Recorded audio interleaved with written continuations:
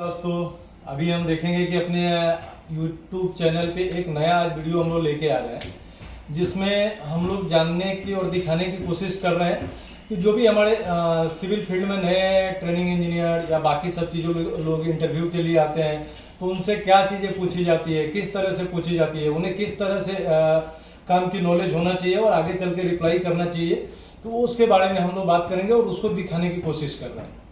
जैसे कोई भी कंस्ट्रक्शन प्रोजेक्ट पे हम लोग देखते हैं कि फर्स्ट टाइम जब जाते हैं, नया प्रोजेक्ट होता है उसको स्टार्ट करने के लिए, तो उसमें स्टार्टिंग क्या होती है, कैसे करना चाहिए, उस टाइम आपकी माइंडसेट किस हिसाब से होना चाहिए, उस टाइम के सिचुएशन को किस तरह से हैंडल करना चाहिए, प्रैक्टिकली उस टाइम में किस तरह से काम होता है, उसके बारे में हम लोग जानने की कोशिश करेंगे और वही चीज़ें आपको भी बताने की कोशिश कर रहे हैं। जैसे हम लोग देखेंगे, अभी कोई भी कंस्ट्रक्शन के नए प्रोजेक्ट पे आप जाते हैं तो वो टाइम, वहाँ की सिचुएशन, जिस जगह पे हमें कंस्ट्रक्शन करना होता है, एकदम नॉर्मल आपका जैसे लैंड होता है वो पूरा नॉर्मल लैंड होता है, जिसमें मतलब पूरे घास या बाकी सब चीज़ें ट्री या अदर थिंग, हाँ, साइड मोबिलाइजेशन के टाइम में इस तरह की कंडीशन में आपको ज़मीन मिलती है, लैंड मिलता है, जिसको आपको लेआउट करना होता है, जिसको आपको क्लीनिंग करना होता है और वो हिसाब से काम को चालू करना होता है।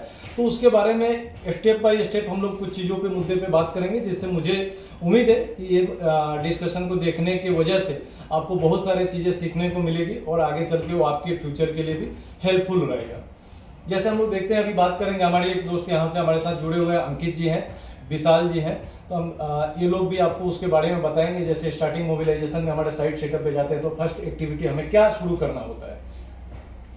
नमस्कार दोस्तों, मेरा नाम अंकित राणा है और मैं आपका सभी लोगों का YouTube चैनल पे धन्यवाद करना चाहता हूँ। आप हमसे जुड़े रहिए, हमारे चैनल को सब्सक्राइब करिए, लाइक करिए, इससे हमारा मनोबल बढ़ेगा और आपको हम नई नई वीडियो और लाते रहेंगे।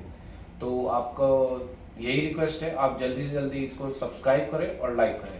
अब शुरू करते हैं कि देखिए, जो फ्रेशर इंजीनियर्स होते हैं, जो डिप्लोमा या बीटेक करके आते हैं, उनको कॉलेज लाइफ में वो चीज़ें नहीं मिलती कि कंपनी में किस तरह से क्या काम होता है, क्या करना है। तो उनके अंदर एक हिचकिचाहट सी रहती है कि हम क्या करेंगे, इंटरव्यू कैसे फेस करेंगे, क्या हमें पता होना चाहिए, क्या नहीं पता होना चाहिए। क्योंकि किताब से आप जो पढ़ते हो वो रियल लाइफ में अप्लाई होती है, लेकिन आपको ये डिसाइड करना है कि आपको उस किस तरह से अप्लाई करना है उसको। हर आपका जो किताबी नॉलेज लोगे आप, उससे आपको मदद मिलेगी डिसीजन लेने में। साइड पे आप खड़े हो तो आपको क्या डिसीजन लेना है, तो आप you will become a decision maker.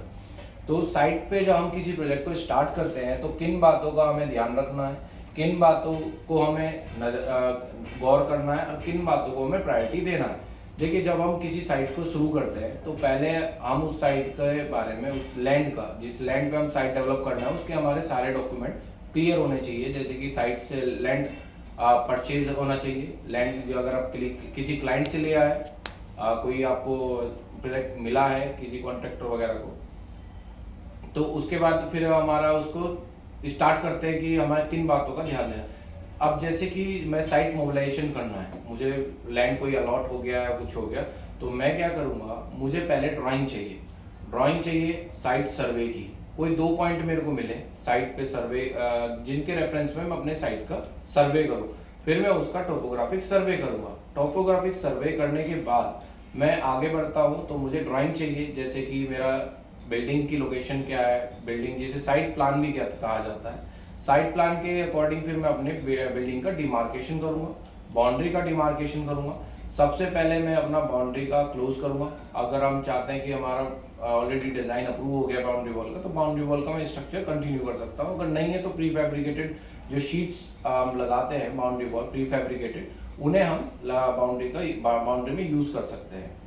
फिर टोपोग्राफिक सर्वे करने के बाद, अपना बिल्डिंग डिमार्केशन के बाद, फिर मैं उसका एक्सकेवेशन करता हूँ। उससे मुझे जहाँ तक लगता है कि उससे पहले अपन थोड़ा सा ग्रास रिमूविंग और बाकी सब एक्टिविटी, हाँ, साइट क्लीनिंग भी मोस्ट इम्पोर्टेंट है। तो पहले एक बार वो करके, क्योंकि बाकी आप नए प्रोजेक्ट पे जाएंगे तो बहुत सारे मतलब लैंड की कंडीशन खराब रहती है और उस पर घूमने के लिए, बाकी सर्वे करने के लिए भी परेशानी रहती है। तो आप वो दिमाग पे लेके चलें कि पहले एक बार हम लोग ग्रास रिमूविंग का भी काम करेंगे और लैंड क्लीनिंग जब हो गया उसके हिसाब से जैसे अपना है, आई थिंक आगे बढ़ेंगे कि डिमार्केशन और दीपक, मैं यही कहना चाहूंगा, जब हम टोपोग्राफिक सर्वे करते हैं तो उसमें हम ये चीजों का ध्यान करते हुए उसको करके फिर डिमार्केशन एक्सकेवेशन करते हो आगे बढ़ते चलते हो। बिल्कुल। ये भी एक जरूरी है कि घास वास वहाँ से पेड़ वेड़ सब अथॉरिटी से जो भी अप्रूवल वगैरह है वो सब हो जाए। ट्री कटिंग का एक फॉरेस्ट से अप्रूवल होता है, क्योंकि ट्री कटिंग का हम नहीं कर सकते। तो फिर उसके बाद हम जो अपना डिमार्केशन हो गया, फिर एक्सकेवेशन हो गया, फिर हम वहाँ पे सरफेस ड्रेसिंग करते हैं। जो इस लेवल तक हमें फाउंडेशन जाना है, फाउंडेशन बेड तक जाना है, उस लेवल तक हम खुदाई करते हैं। अब खुदाई करते वक्त हमें ये ध्यान देना है, जिस जगह हम खुदाई कर रहे हैं वहाँ का सॉइल टेस्टिंग रिपोर्ट आपको देखना है। सॉइल टेस्टिंग रिपोर्ट में देखना किस तरह की सॉइल है। अगर सॉइल लूज कंडीशन में है तो आपको उस पर किस स्लोप में कटिंग करनी है। थोड़ा सा मैं चाहूंगा कि ये भी आप बताएं कि जैसे अपना सॉइल टेस्टिंग रिपोर्ट जो करते हैं वो किस लैब से करना चाहिए, और मतलब अपने खुद करना चाहिए या थर्ड पार्टी किसी लैब के थ्रू करवाना चाहिए, उसके बारे में भी बताएंगे। ये आपने बहुत ही अच्छी बात पूछी है दीपक जी। हमें जो सॉइल टेस्टिंग है वो NABL अप्रूव्ड लैब से ही करानी चाहिए। मैं किसी पर्टिकुलर किसी लैब का नहीं दूंगा, जो भी नजदीकी NABL अप्रूव्ड हो। और आप पहले ये जांच लीजिए, उसका लाइसेंस नंबर मांगिए, आप उससे कहिए NABL सर्टिफिकेट दिखाइए।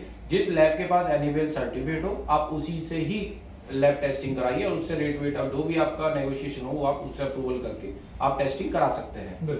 उसके बाद फिर आप जब मैं कहता है एक्सकेवेशन सॉइल टेस्टिंग में आपको सॉइल मैकेनिक्स में आपको सारे पैरामीटर मिल जाते हैं जैसे आप पढ़ते हो।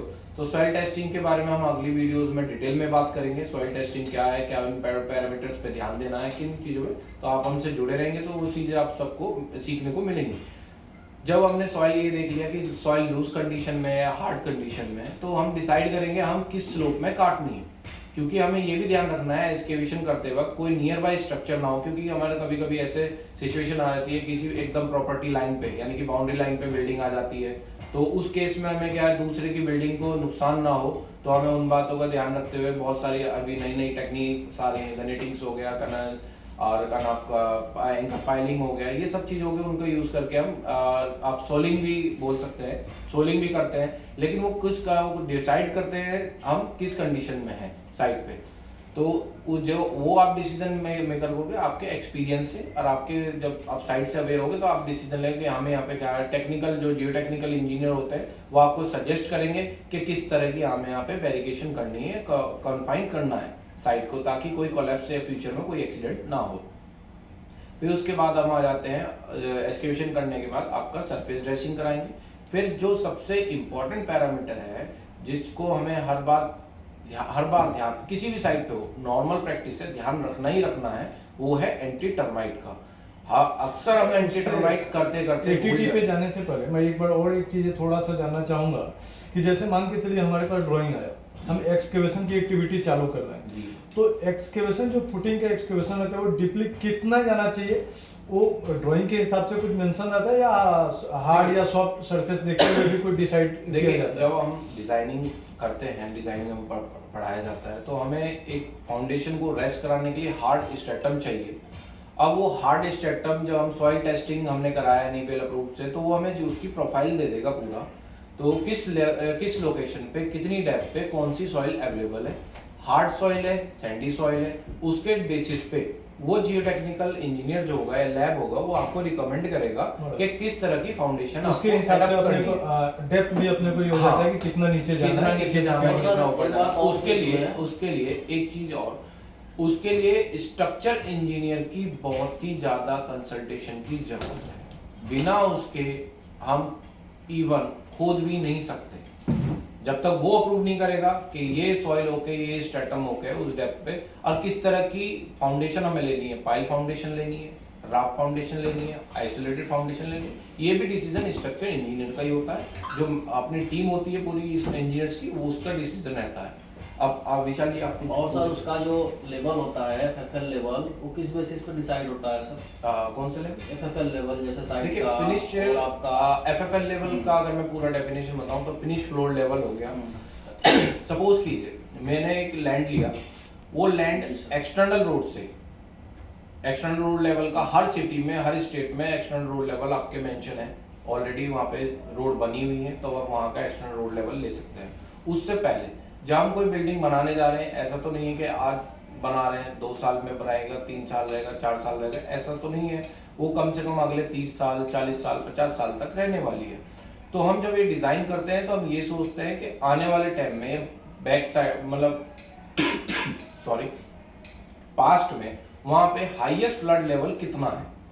तो वो हाईएस्ट फ्लड लेवल हमें मिलेगा पीडब्ल्यूडी या नजदीकी जो अथॉरिटी है। अगर वहाँ पे भी नहीं जाना चाहते आप, नियर बाई कोई भी आपके नहर वगैरह हो तो आपने देखा होगा उस पर जो हाई फ्लड लेवल है वो मेंशन होता है। तो पास्ट में जो हाईएस्ट फ्लड लेवल है उसके मद्देनजर रखते हुए एनबीसी जो नेशनल बिल्डिंग कोड 2016 है वो भी उसके लिए रिकमेंड करता है कि हमें हाईएस्ट फ्लड लेवल को फॉलो करना चाहिए और उसके बेसिस पे हमारा प्लिंथ लेवल होना चाहिए। अब हाईएस्ट फ्लड लेवल पे जो है उससे हमारा +600 ऊपर ही होना चाहिए अपना जो प्लिंथ लेवल है। अब उसी से हमारा साइट का पूरा एफएल डिसाइड करते हैं। तो विशाल जी ये क्लियर है? ये बहुत बढ़िया जानकारी आपने दिया। तो मैं उम्मीद करता हूँ कि ये जानकारी से बहुत नए लोगों को जो हमारे YouTube चैनल से जुड़ रहे हैं उनको बहुत सारी चीजें सीखने को बहुत से लोगों को नहीं पता होता कि हमें प्लिंथ लेवल किस लेवल पे रखना है लेकिन जब लास्ट में अथॉरिटी चेकिंग वगैरह होता है तो उन्हें दिक्कत होती है कि क्या रखना है क्या नहीं रखना, वो चीज़ है। अभी हम लोग जहाँ तक देखेंगे मोबिलाइजेशन रिलेटेड बहुत सारी चीज़ें इसमें जान गए। यहाँ तक कि एक्सकेवेशन में कहाँ तक जाना चाहिए, कितने डीप तक जाना चाहिए वो हम लोगों ने अभी जाना। मिट्टी की टेस्टिंग कहाँ पे कैसे कौन सी लैब में करना चाहिए उसके बारे में भी अभी हमने जाना। अभी आगे की जानकारी के लिए हमारे YouTube चैनल को फॉलो करते रहिए। अभी इसके आगे की एक्टिविटी जैसे फुटिंग वर्क कैसे एक्स्ट्रा आर्ट होता है, पीसीसी कैसे होता है, उसके स्ट्रक्चर की एक्टिविटी कैसे, हम आगे के वीडियो में आपके साथ में शेयर करेंगे। तब तक के लिए हम आपसे विदा लेते हैं। धन्यवाद।